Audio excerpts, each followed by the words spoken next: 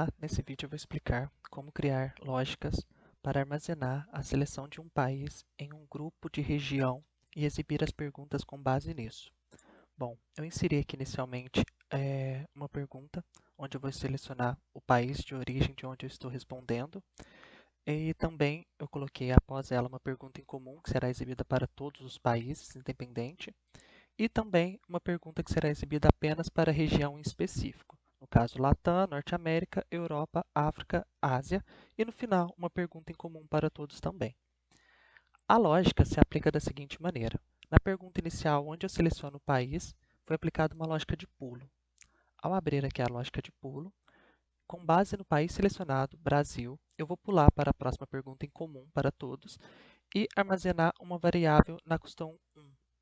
A variável, no caso, será Latam, que é o grupo ao qual o Brasil se pertence. O EUA é também a mesma coisa, armazenando na variável custom 1 o grupo NA, para Inglaterra, EU, Marrocos, África e Japão, Ásia.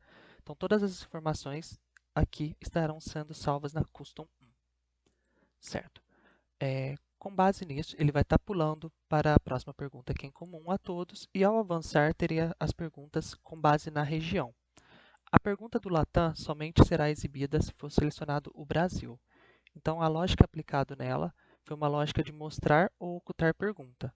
Ela foi colocada como ocultar a pergunta por padrão e ela somente será exibida se a custom 1 for igual a Latam.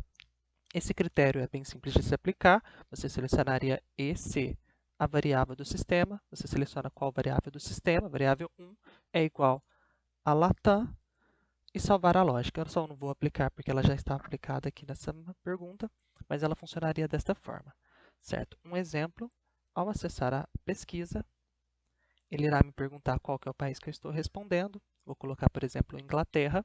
Ele tem que me encaminhar para a pergunta que é comum a todos, e após isso ele teria que me encaminhar para a pergunta da Europa, certo? Europa, confirmado, a pergunta final, que é a padrão para todos também.